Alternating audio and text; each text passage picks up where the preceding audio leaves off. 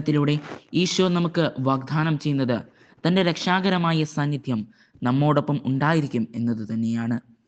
മാതാപിതാക്കന്മാരുടെ സ്നേഹവാത്സല്യങ്ങളോ പരിലാളനങ്ങളോ ലഭിക്കാതെ വിഷമിക്കുന്ന അനേകായിരം കുഞ്ഞുങ്ങൾ നമ്മുടെ ചുറ്റുമുണ്ട്. മാതാപിതാക്കൾ മരിച്ചുപോയതോ മാതാപിതാക്കൾ ഉപേക്ഷിച്ചതോ അല്ലെങ്കിൽ മറ്റെന്തെങ്കിലും സാഹചര്യത്താൽ മാതാപിതാക്കളുടെ സംരക്ഷണം ലഭിക്കാതെ കുഞ്ഞുങ്ങൾക്ക് എന്നും നല്ല അപ്പനായി ദൈവമുണ്ട് എന്ന ബോധ്യം ആണ് അവരെ വഴി നടത്തുന്നത്. ഏറ്റവും പരിശുദ്ധമായ തിരുക്കുടുംബത്തിൻ്റെ സംരക്ഷണം അവരോടൊപ്പം എന്നുമുണ്ട്.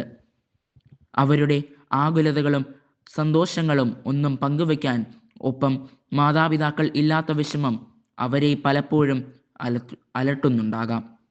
അങ്ങനെയുള്ള മക്കൾക്ക് വേണ്ടി പ്രാർത്ഥിക്കുക നമ്മുടെ കടമയാണെന്ന തിരിച്ചറിവ് നമുക്കുണ്ടാകണം.